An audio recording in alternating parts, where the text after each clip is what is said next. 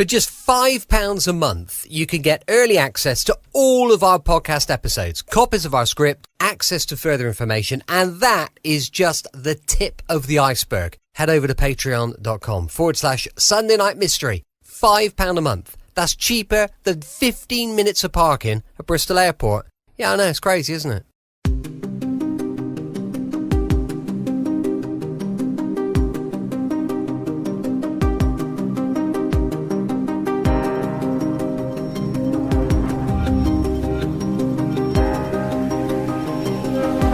Welcome back to Sunday Night Mystery, where once again we immerse ourselves into some of the most intriguing unsolved cases.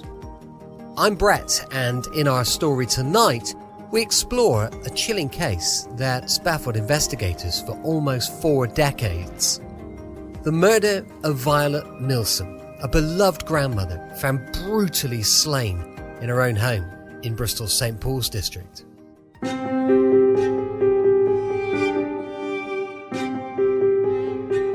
Violet Milsom was a 62-year-old pensioner.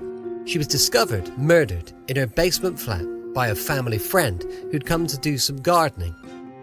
What greeted them was a scene of horror that haunts detectives to this day.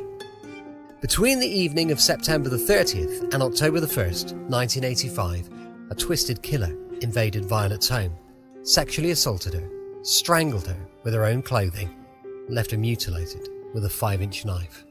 The extent of her injuries remains too disturbing to disclose. The weapon used was thought to have been a utility knife of a Stanley knife type and has never been discovered. Also used to restrain Violet was a pink dressing gown belt which had tied her wrists together. Importantly, this belt did not match any clothing in the flat and didn't belong to Violet. Police believed the killer had brought this item with them, with the specific intent of using it as a restraint. The resulting police investigation involved 80 detectives who sought to uncover the motive behind Violet's murder.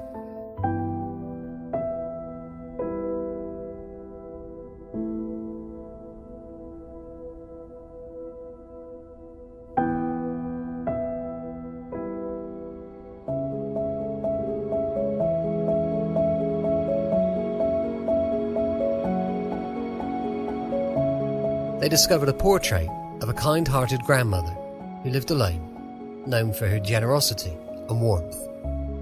Violet had been divorced from her ex-husband James for 14 years before her death and had no subsequent relationships. She'd lived alone in her basement flat for 3 years preceding her death and was on good terms with the neighbours. Violet was known throughout the local area. She was known as a lady who would welcome any caller to her door and would regularly give money to the homeless. On the night of her death, a sign that Violet habitually displayed indicating she wouldn't answer the door after 6 p.m. mysteriously disappeared. Did her killer see this as an invitation? The investigation determined that Violet was last seen about 4 p.m. on the afternoon of the 30th of September. She'd withdrawn her £37 pension money from St Paul's Lower Ashley Road post office and continued to complete her shopping trip.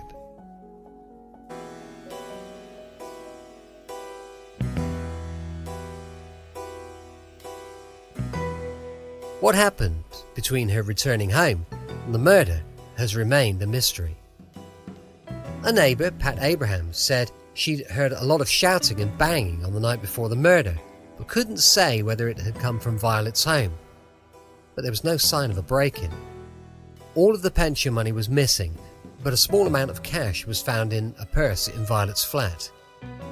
Chillingly, it was this discovery that led police to believe that robbery was only a secondary motive. Police believed that the primary motive was sexual.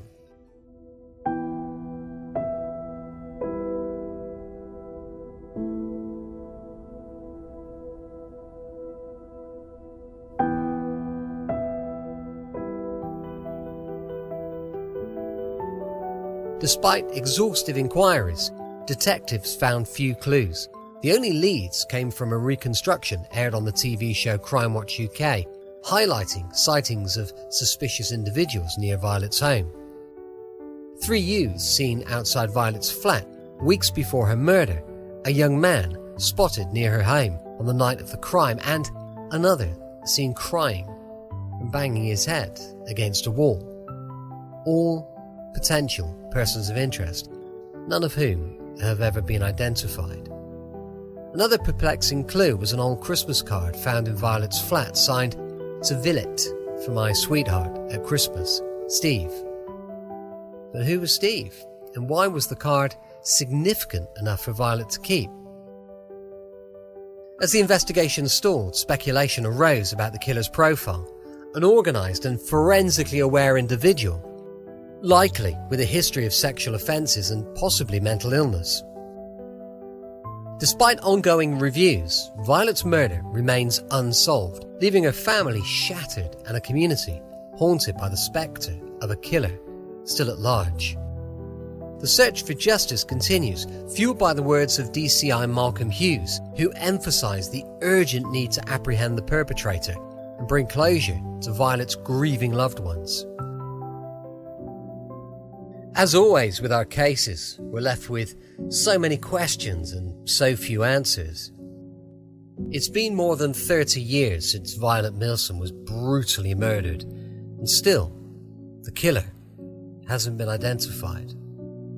Why would someone murder an old lady who lived alone and kept to herself? Who was this Steve? Could he have been the young man she was spotted with days before? On reviewing the Crime Watch reconstruction, it's revealing that a mentally ill man, who apparently lives in a world of his own, witnessed the murder. If the lighting in the reconstruction was accurate, the murderer would have seen him, suggesting that the murderer either knew the witness couldn't identify him or didn't care. Surely, the former is more likely, indicating someone with strong local knowledge.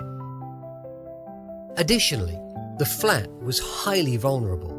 Violet lived in a basement at the end of a long, narrow garden with high-sided walls and a gate to the street at the far end. Anyone entering could have closed the gate and, if not seen crossing the dark garden from adjacent houses, would have been free to attack the front of the flat. It is curious that suspects included a group of 3 teenagers and a single man, yet it's not publicly stated how many people the police believed committed the crime or the exact time of the death, which surely forensic evidence would presumably indicate. The 2 sightings were 4 hours apart. If she was found dead at 10 a.m, could forensic science at the time determine if she'd been dead for 10 hours or 14 hours? Did the sign in the window to warn off strangers ultimately do more harm than good, simply advertising the fact of a vulnerable person living at the address? What we can all agree is that the person who committed this vile crime is the lowest excuse for a human being, and it can only be hoped that this person has to pay for their actions, in this life or the next. Join us next week for another episode of Sunday Night Mystery, where we delve into the darkest enigmas of human nature.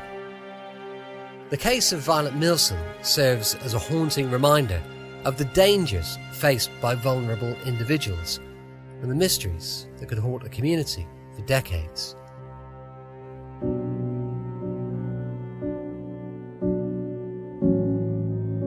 Thank you for tuning in to Sunday Night Mystery. If you have any information regarding the case, please contact your local authorities. Together, just perhaps, we can help bring closure to those left behind. For in the darkest of nights, it's only the light of hope that can guide us forward towards a future where justice prevails and shadows fade away. As we reflect on this haunting case, we're reminded of the importance of never giving up hope and seeking justice for those who can no longer speak for themselves.